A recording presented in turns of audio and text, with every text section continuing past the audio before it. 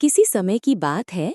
एक सुंदर से हरे भरे गांव में एक बुजुर्ग दादी अपने आंगन में चारपाई पर बैठी थीं। उनके पास उनके दो पोते और एक नाती बैठे थे, बड़ी उत्सुकता से दादी की कहानी सुनने को तैयार। दादी ने मुस्कुराते हुए कहानी शुरू की।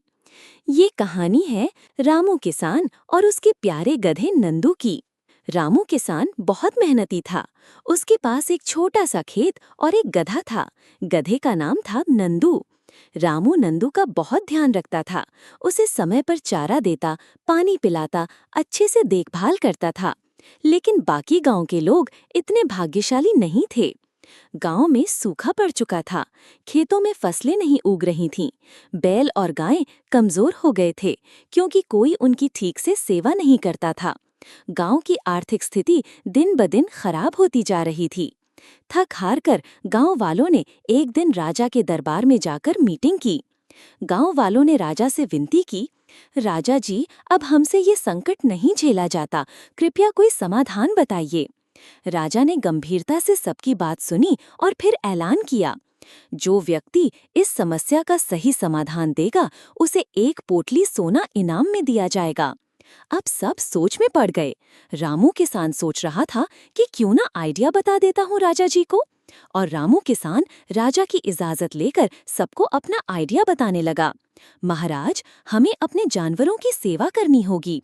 अगर हम गाय, बैल और गधे की देखभाल करेंगे, उन्हें चारा, पानी और प्यार देंगे, तो वे हमें मेहनत में मदद करेंगे। बैल खेत जोतेंगे, गधे सामान ढोएंगे और गाय दूध देगी। हम सब मिलकर काम करेंगे तो खेत फिर से हरे भरे हो जाएंगे। राजा को ये विचार बहुत साधारण मगर गहरा लगा। उन्होंने तुरंत गांव वालों को आदेश दिया, आज से पूरे गांव में हर व्यक्ति अपने जानवरों की सेवा करेगा। जो नहीं करेगा वो राजा की आज्ञा का उल्लंघन माने जाएगा। अब गांव वालों ने रामू के सुझाव को अपनाया।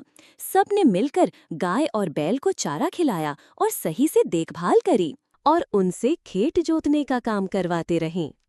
कुछ ही महीनों में गांव की हालत बदल गई। खेतों में फसलें लहलाने लगीं। फिर से गांव वाले अन्न से भरपूर हो गए और गांव में खुशहाली लौट आई। राजा सब कुछ देखकर चकित हो गए। उन्होंने सबके सामने रामू किसान को एक पोटली सोनों की भेंट की और नंदू गधे को सुंदर सी सोने की घंटी पहनाई, एक प्रतीक के रूप में कि ये सम्मान सिर्फ मनुष्य का नहीं बल्कि उन जानवरों का भी है जो इंसान के साथ जीवन साझा करते हैं। गांव वाले खुशी से ताली बजाने लगे। रामू, नंदू और राजा सब मुस्कुरा रहे थे। दादी ने कहानी खत्म की और बच्चों को बताया कि इस कहानी से हमें ये सीखने को मिलता है, प्रकृति और पशुओं के साथ तालमेल से ही इंसान की तरक्की संभव है। मेहनत, सेवा और एकता से हर समस्या का हल निकलता है।